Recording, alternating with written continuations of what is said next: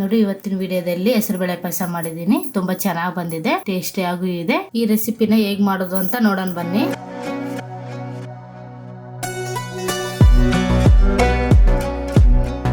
ಹೆಸರುಬೇಳೆ ಪಾಯಸ ಮಾಡಕ್ಕೆ ಏನೇನ್ ಬೇಕಂತ ನೋಡೋಣ ಬನ್ನಿ. ಒಂದು 1/4 kg ಆಗಷ್ಟು ಹೆಸರುಬೇಳೆ, ಸ್ವಲ್ಪ ಗೋಡಂಬಿ, ಸ್ವಲ್ಪ ದ್ರಾಕ್ಷಿ, ಸ್ವಲ್ಪ ಬಾದಾಮಿ, ಸ್ವಲ್ಪ ಕಾಯಿ ತುರಿ, ಒಂದು 1/4 kg ಆದಷ್ಟು ಬೆಲ್ಲ, ಒಂದು ಬೌಲಷ್ಟು ಹಾಲು. ಇವೆಲ್ಲ ರೆಡಿ ಮಾಡ್ಕೊಂಡು ಸ್ಟವ್ ಹಚ್ಕೊಳೋಣ.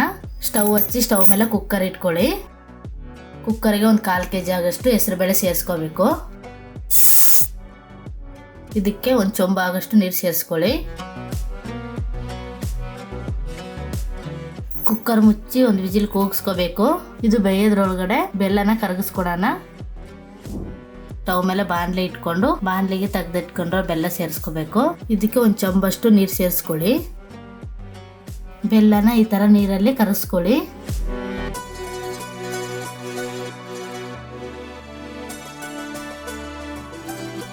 ನೋಡಿ, ಇದನ್ನ ಪಾನಕ ತರ ಏನು ಕುದಿಸೋದ್ ಬೇಕಾಗಿಲ್ಲ. ಜಸ್ಟ್ ಈ ತರ ಬೆಲ್ಲನ ಕರಗಿಸ್ಕೊಂಡ್ರೆ ಸಾಕು.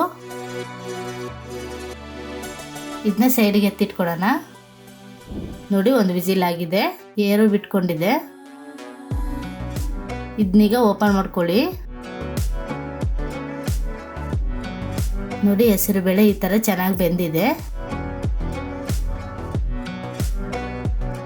ಇವಾಗ ಮತ್ತೆ ಸ್ಟವ್ ಹಚ್ಕೊಳ್ಳಿ. ಹೆಸರುಬೇಳೆಗೆ ಬೆಲ್ಲನ ಕರಗಿಸಿಟ್ಕೊಂಡಿದ್ವಲ್ವಾ, ಅದನ್ನ ಸೇರಿಸ್ಕೋಬೇಕು. ಹೆಸರುಬೇಳೆಗೆ ಪಾನಕ ಸೇರಿಸ್ಕೋಬೇಕಾದ್ರೆ ಒಂದ್ ಜಾರಿಂದ ಸೋಸ್ಕೊಂಡು ಸೇರಿಸ್ಕೊಳ್ಳಿ. ಹೀಗೆ ಸೋಸೋದ್ರಿಂದ ಬೆಲ್ಲದಲ್ಲಿ ಮಣ್ಣು ಕಲ್ಲು ಏನಾದ್ರೂ ಇದ್ರೆ ಅಲ್ಲೇ ಇರುತ್ತೆ. ಈ ತರ ಪಾನಕನ ಹೆಸರುಬೇಳೆನ ಚೆನ್ನಾಗಿ ಮಿಕ್ಸ್ ಮಾಡ್ಕೋಬೇಕು.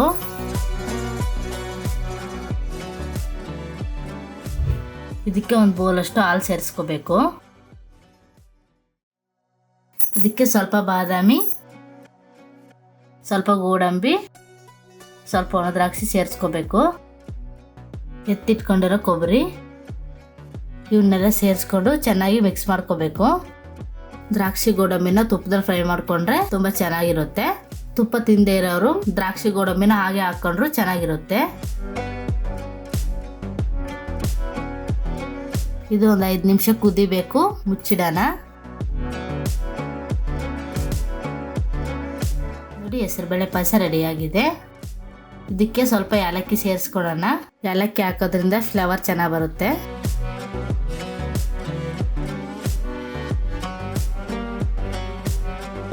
ಇದನ್ನ ಮುಚ್ಚಿಟ್ಕೊಂಡು ಸ್ಟವ್ ಆಫ್ ಮಾಡಿ ಸೈಡ್ಗೆ ಎತ್ತಿಟ್ಕೊಡೋಣ.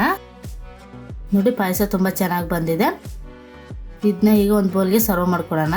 ಈ ರೆಸಿಪಿನ ನೀವು ಒಂದ್ಸಲಿ ಟ್ರೈ ಮಾಡಿ ನೋಡಿ. ಮನೆಯಲ್ಲೇ ಈಸಿಯಾಗಿ ಮಾಡ್ಕೋಬಹುದು. ಹಾಗೆ ನಮ್ಮ ಚಾನಲ್ನ ಸಬ್ಸ್ಕ್ರೈಬ್ ಮಾಡ್ಕೊಳ್ಳಿ. ವಿಡಿಯೋ ಇಷ್ಟ ಆದರೆ ಲೈಕ್ ಮಾಡಿ, ಶೇರ್ ಮಾಡಿ, ಕಮೆಂಟ್ ತಿಳಿಸಿ.